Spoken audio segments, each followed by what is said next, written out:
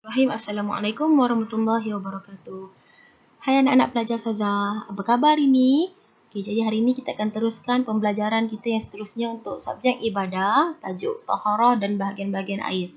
Okay, boleh rujuk buku teks muka surat 30. Okay, tengok ini ada dialog antara Amir dan Ustaz mengenai apa maksud taharah. Apa maksud taharah tu? Jadi Ustazah baca, Ustazah dah buatkan dia punya peta minda, tak payah baca dialog ni.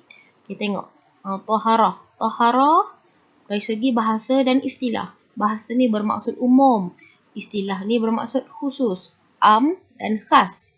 Okey, dari segi amnya, taharah bermaksud membersihkan diri dari kotoran atau hadas. Hadas ni awak berhadas kecil, berhadas besar. Okey. Istilah dari segi istilah pula, dari segi khusus pula, taharah ialah membersihkan diri dari hadas. Taharah membolehkan seseorang mengerjakan ibadah seperti umrah dan tawaf. Okey, contohnya awak dah berhadas kecil. Awak dah kencing dan sebagainya. Awak nak tunaikan solat kena ambil wuduk. Jadi wuduk tu ialah taharah. Okay. Cuba tengok ni. Okey, ni buku teks ibadah muka surat 31. Cara-cara taharah mengikut syarak. Okey, ada wuduk, istinja, tayamum, mandi. Tengok kat sini. Ni Ustazah buat peta minda dia. Okay, yang pertama wuduk. Tengok dia ambil wuduk guna air kan.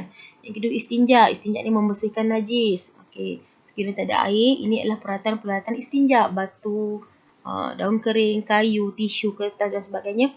Okey, yang seterusnya tayamum. Tayamum ni ialah awak menepuk debu tanah ke tangan untuk seperti mengambil wuduk, tapi menggunakan debu sekiranya tiada air. Okey, seterusnya mandi. Mandi pun ialah cara-cara untuk membersihkan diri, anggota badan. Awak mandi pun itu ialah taharah.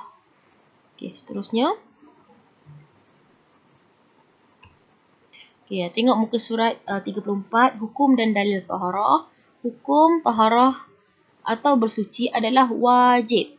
Hukum adalah wajib. Awak kena bersuci sebelum melakukan ibadah. Awak kena mandi dulu, bersihkan diri dulu. Lepas tu ambil wuduk. Itu awak bertaharah. Okey, tengok dalil nakli. Dalil nakli saya dah sebut pada sesi pembelajaran lepas ialah dalil daripada Al-Quran Al-Karim. Okay, contoh Bismillahirrahmanirrahim.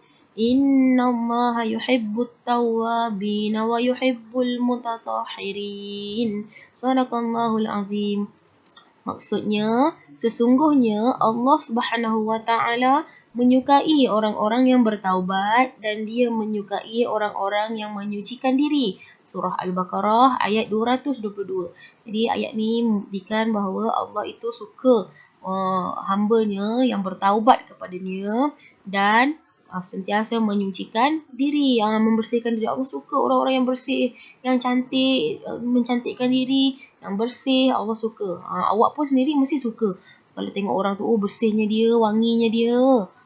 Allah lagi suka kita bersih.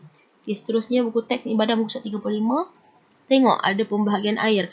Air mutlak, air musta'mal, air musyammas, air mutaghayyir dan muntanajis. Tengok. Ustazah buat ni lah. Bahasa Melayu dia senang. Okey, tengok. Air mutlak ialah air yang suci dan boleh menyucikan. Ni sama je dalam buku teks awak. Ustazah terjemah bahasa Melayu je. Okey, tengok. Air mutlak, air yang suci dan boleh menyucikan. Ada berapa jenis air mutlak? Ya, ada 7 jenis air mutlak. Sekejap lagi kita kupas mengenai air mutlak. Okey, air mutlak yang berada berhampiran awak ialah apa? Seperti dalam gambar ni. Air paip. Ya, air paip tu suci dan boleh menyucikan. Dia boleh, awak boleh guna jerang dia untuk minum. Awak boleh ambil wuduk dan mandi wajib. Bersihkan badan. Okey, kedua ialah air mustakmal. Air yang telah digunakan untuk bersuci. Jadi, air mustakmal ni cuba awak tengok percikan-percikan air ni ialah air awak dah gunakan untuk ambil wuduk ataupun mandi wajib. Itu ialah air mustakmal ataupun air yang telah digunakan untuk bersuci. Jadi, apa hukum air ni? Air yang suci, dia air suci tapi tak boleh menyucikan. Sebab air ni telah digunakan. Jadi, awak bolehlah guna air-air percikan ni. Kalau awak kumpul, awak boleh guna untuk untuk bersihkan najis, bersihkan rumah, tapi tak boleh guna untuk bersuci balik. Tak boleh guna tak dah balik air ni guna ambil wuduk, tak boleh guna. Okey, yang ketiga, air musyammas, air yang terdedah kepada cahaya matahari. Dimaksudkan dekat sini ialah apabila air tu berada dalam sebuah bekas yang seperti besi atau tin yang mudah berkarat, air tu berada dalam bekas besi dan terdedah di tengah panas terik matahari. Negara kita ni tak adalah terlampau terik sangat, tapi cuba tengok dekat padang pasir sana, dekat Mesir sana, dekat situ matahari dia sangat terik. Jadi bila bekas besi terkena yang mengandungi air terkena matahari, bekas besi tersebut akan menjadi karat. Ya, betul. Bila menjadi karat, dia akan memudaratkan awak. Hukum air ni, air musyammas ni ialah suci. Air yang suci lagi menyucikan. Maknanya dia sama dengan air mutlak ni. Dia suci dan dia menyucikan. Boleh guna untuk ambil wuduk, mandi wajib, tetapi makruh digunakan. Makruh maksudnya seboleh-bolehnya awak janganlah guna sebab dia memudaratkan kesihatan awak. Okey.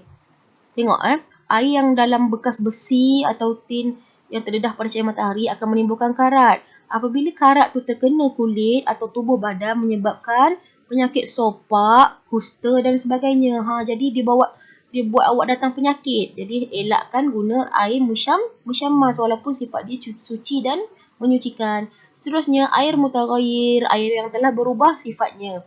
Jadi air mutaghayyir ni air yang suci tapi tak boleh guna untuk menyucikan. Sebab apa?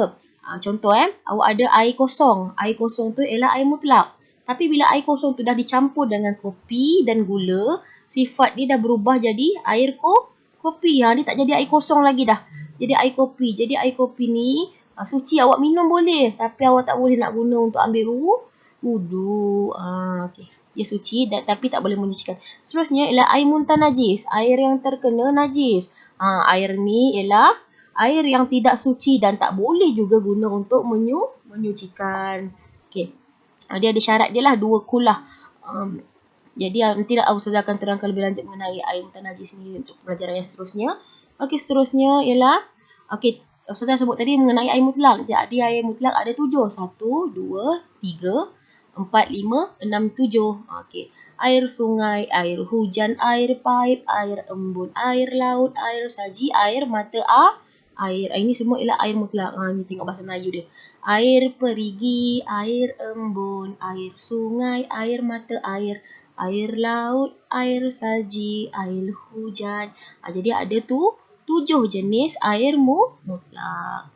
Okey, itu saja daripada Ustazah hari ini. Sekian. Wabillahi taufiq wal hidayah. Assalamualaikum warahmatullahi wabarakatuh. Terima kasih.